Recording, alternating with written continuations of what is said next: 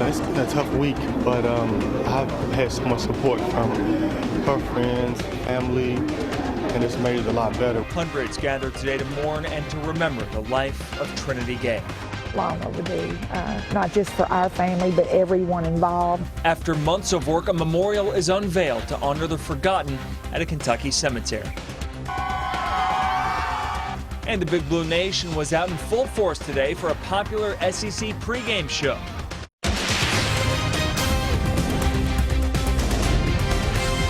This is WKYT News at 6. Good evening and thanks for joining us here on the CW Lexington. I'm Sean Moody. She was only 15 years old. Today, friends and family gathered to say goodbye to Trinity Gay. Trinity died last weekend when Lexington police say she was caught in the crossfire of a shootout outside a restaurant. Trinity was the daughter of Olympic sprinter Tyson Gay and was a rising star herself at Lafayette High School. Sabira Rayford was at today's ceremony. She has our top story at 6.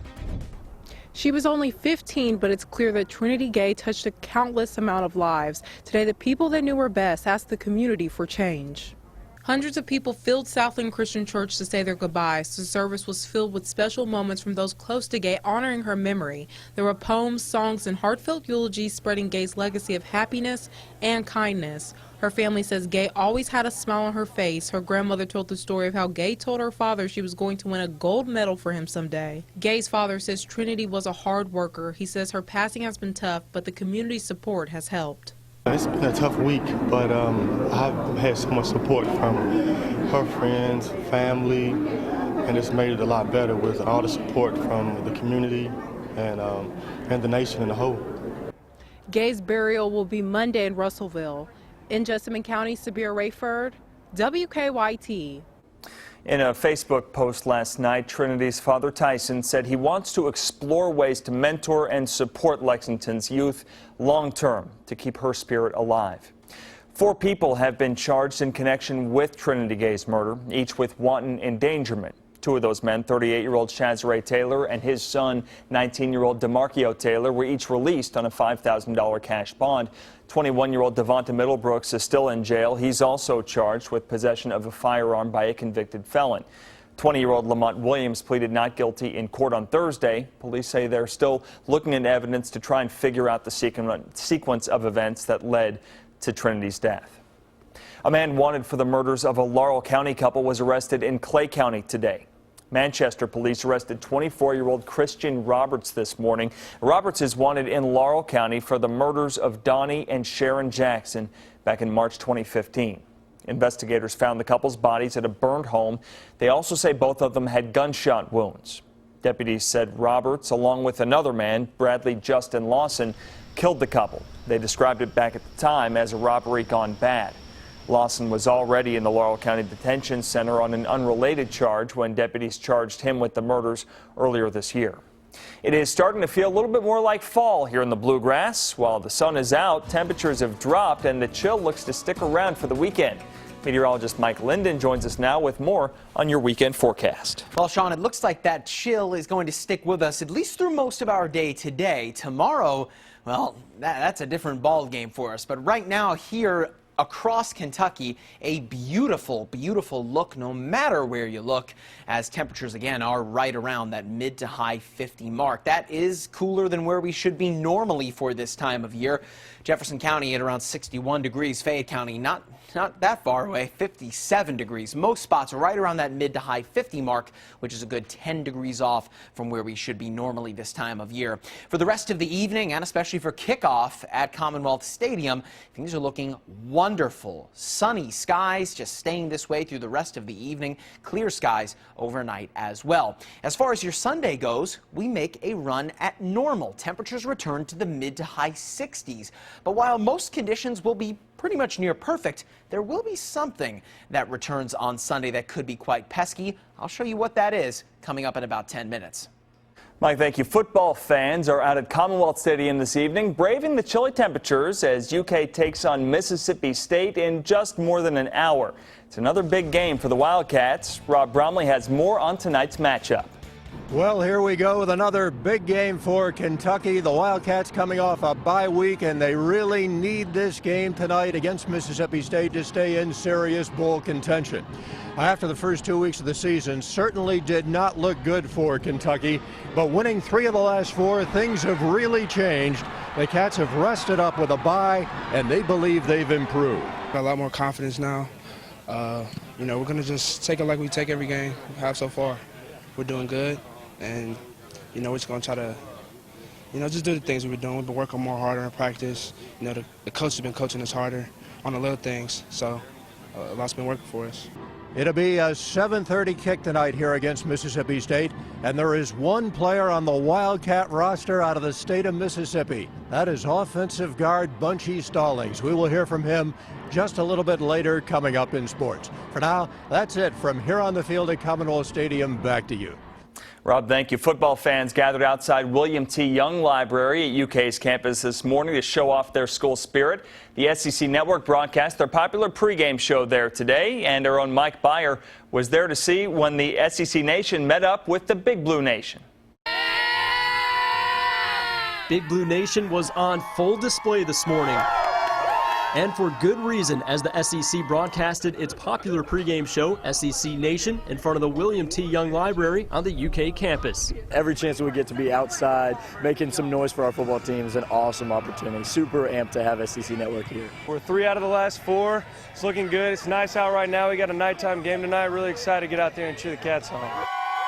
If these fans weren't already pumped up for tonight's football game against Mississippi State, the show, featuring former SEC football players Tim Tebow and Marcus Spears, brought their excitement to the next level. C-A-T-S, Cats. Fans who arrived early got free SEC gear and were pretty creative when drawing up their signs. I made it because Sarah McLachlan's on the commercial with the sad dogs, and Mississippi State are going to be some sad dogs up this campus tonight.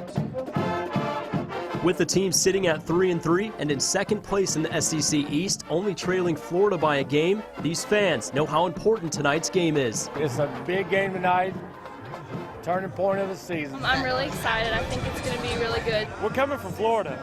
We're coming for them. We don't know what's going to happen, but we're coming for them. In Lexington, Mike Byer, WKYT. Kickoff is set for 7:30, and the game is on SEC Network. Lee K. Howard will have more on tonight's game later on in sports. Rupp Arena's new video board is in need of a name, and thousands of Cat fans have already submitted ideas. According to our news partners at the Lexington Herald-Leader, more than 2,000 suggestions have already been submitted less than a week after the contest to name that scoreboard kicked off. The contest ends November 14th, and a winner will be announced at the UK-UCLA game on December 3rd. After months of hard work, a memorial to honor people buried at a Franklin County cemetery was unveiled today. That story is coming up on WKYT. Now, your zone-by-zone forecast with meteorologist Mike Linden.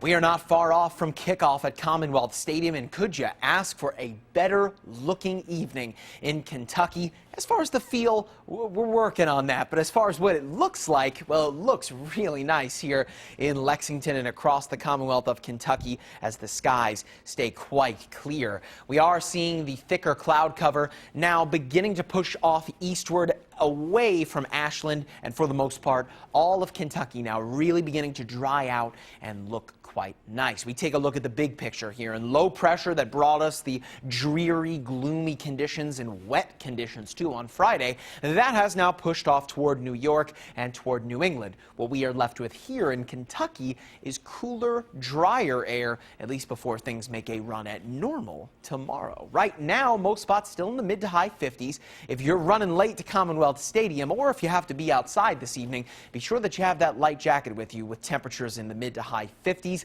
This is short of normal by almost 10 or so degrees. As we get into your Sunday, though, a totally different story. We blow right past the mid-50s and get back to the upper 60s for daytime highs out there. That's 10 degrees warmer than where we were today. So seesawing back and forth, but look at those conditions. Sunny skies almost all day long tomorrow, and we are not looking at any threat of rainfall. Moving into your Sunday, we're staying clear to kick off the morning hours and even into the afternoon as well. Things are looking wonderful.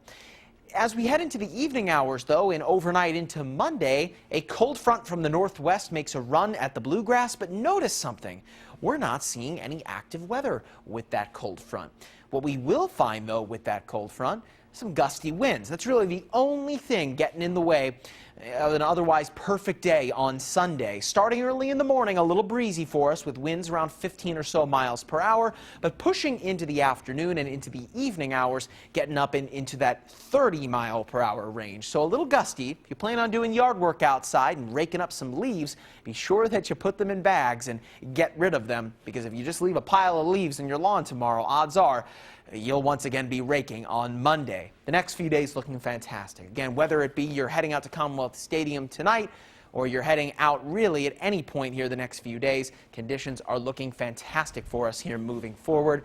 Your Sunday, with temperatures getting back into the upper 60s there and into the upcoming work week. Well, Sean, really the only thing getting in the way looks to be as we get into Wednesday, Thursday there with a chance for some storms to return. Good taste of fall there. Not too chilly, just the overnight lows, but really what we need is some normalcy. Yeah. We've gone up, we've gone down. We just need temperatures at least to finally adjust so people know what it feels to be in fall finally. Get a good baseline. Yes. Good deal. Thanks, Mike. They're honoring those who may have been forgotten. Several months ago, we first told you about a mother and daughter team working to get a monument dedicated at a Frankfort cemetery for people who were buried there without a headstone. Today, they got to see their hard work pay off. Michelle Chamberlain has more from Green Hill Cemetery.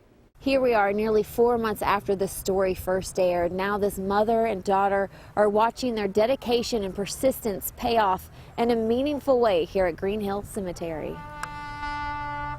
More than 100 people, along with several law enforcement agencies, were on hand for today's ceremony. It was a meaningful and powerful memorial for Mary Jo Sullivan and her mom, Lil Wise. The pair have been working hard to honor the people buried here without a headstone. And today, after months of that hard work, a headstone was unveiled in honor of those without one. Our hope for this headstone is to honor everyone, not just your mother, but it's for everybody. We are here to pay homage to them. Mary Jo's grandmother is one of the people buried at Green Hill. Lil Wise has been looking for the exact spot her mom was buried 89 years ago. The community helped the mother and daughter raise more than $2,000 in donations. And that money was used to get this headstone to honor not only Lil's mom, but also all of those buried here without a marker. Long overdue, not just for our family, but everyone involved and future families that don't know they have somebody up here. So this is a place we can honor them, like it says, rest in peace, and we finally have a closure. Right, Mama? Right. It's okay. Your mama knows now that you got to have a service for her. You know what? She knows. We don't have to know where she is, but she knows you did it. Mary Jo says a bill has been drafted to have 2 added pieces of information on every death certificate: the plot number and the area in the cemetery of the person's burial. If it goes through, the bill will be called Lil's Law. In Frankfort, Michelle Chamberlain, WKYT. And many of those unmarked graves at the cemetery go all the way back to the early 1900s. Lee K is in next with sports, and the Kentucky football team got some good news this morning. They did, Sean. Long before tonight's game, Mark Stoops picked up a commitment from a very talented quarterback. I'll let you know who. And we will go back out to Commonwealth Stadium as the Wildcats get set to host Mississippi State. That's next in sports.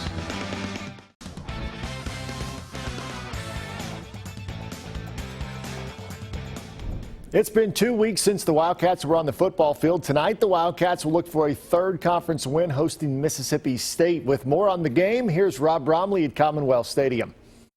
Well, EK, things have certainly been looking up for the Kentucky Wildcats. Now, Mississippi State, on the other hand, comes in here struggling. The Bulldogs are just 2-4.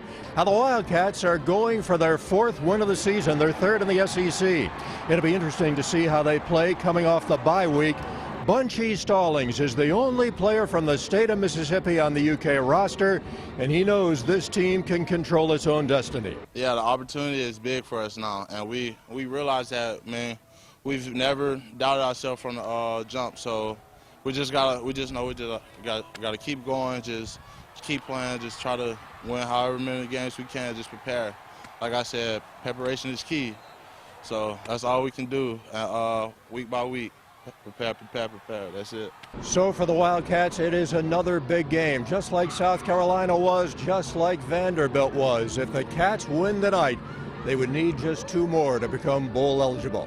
At Commonwealth Stadium, Rob Bromley, Lee K, back to you. All right, thank you, Rob. Kentucky and Mississippi State, 7:30 from Commonwealth Stadium. Kentucky will try to snap a 7-game losing streak to Mississippi State. We'll have your highlights at 11 right here on WKYT.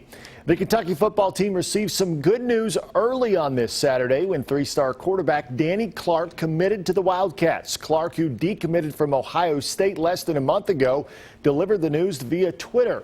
Clark goes 6'4", 230 pounds, and is ranked the number 18 pro-style quarterback by 24/7 Sports in the class of 2017. Clark joins Lafayette's Walker Wood as the only quarterbacks in that class. 7th-ranked Louisville hosting NC State. Lamar Jackson already the first player in ACC history to have 15 passing and 15 rushing touchdowns. First quarter, Jackson takes it himself right up the middle, breaks a couple of tackles, and scores from 36 yards out. Cardinals lead 7-0. Later in the first, Louisville up 10-0. Jackson finds Jalen Smith over the middle, who runs away from the defender for a 74-yard touchdown. The longest pass play of the season for the Cardinals. It's 17-0. Under 4 minutes to play in the half. Cardinals lead 34-0 now, and Jackson rifles one to Jamari Staples for another touchdown. Louisville makes it look easy today, 54-13 over NC State. EKU still in search of a second conference win, but facing the second-ranked team in all of FBS football today, Jacksonville State. Colonels pumped up on homecoming. We pick it up in the second quarter, and Benny Coney trying to make a play downfield, but Jacksonville State's Joel McCandless picks it, and he's going the other way, 41 yards, and gets the Gamecocks on the board first. Later in the second, EKU's Devin Borders blocks the Gamecock field goal to keep it at 7-0 JSU. However, Coney's first half woes would continue as Jacksonville State gets another pick six, this time via Jalen Hill on a 60-yard touchdown that pushed it to 14-0. EKU ends up losing on homecoming 24-7. Georgetown College hosting Division II's Alderson Broadus in the first. Georgetown's Clay McKee throwing it deep only for the Battlers' Malcolm Lee to pick it off. Great grab there. Next possession in goal territory, and the Battlers strike first with a 1-yard touchdown from Brandon Jones. And Jones wasn't done with the Tigers. He goes in again from a yard out to make it 14-0. And Georgetown would not be able to recover as they lose today, 38-13.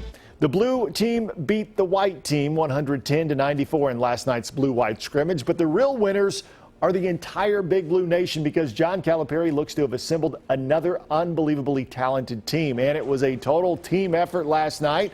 Almost every player contributing to the scrimmage, from the craftiness of Isaiah Briscoe to the speed of De'Aaron Fox and the high-flying dunks of Malik Monk. Coach Cal hinted once again that the 3-guard lineup like last season is possible. I mean, when I'm pushing the pace, guys just, the other team defensively, they just run back to the paint, and I'm getting guys open looks. So, just if I'm using my number one weapon, I feel like it helps the team a lot. We all fast. Yeah. But yeah, we all do bring different things because he distributed most. I shoot.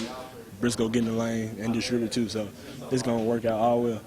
And it does look like it's going to work out all well. It's going to be a fun team to watch. That's it for sports. We're back with more after this.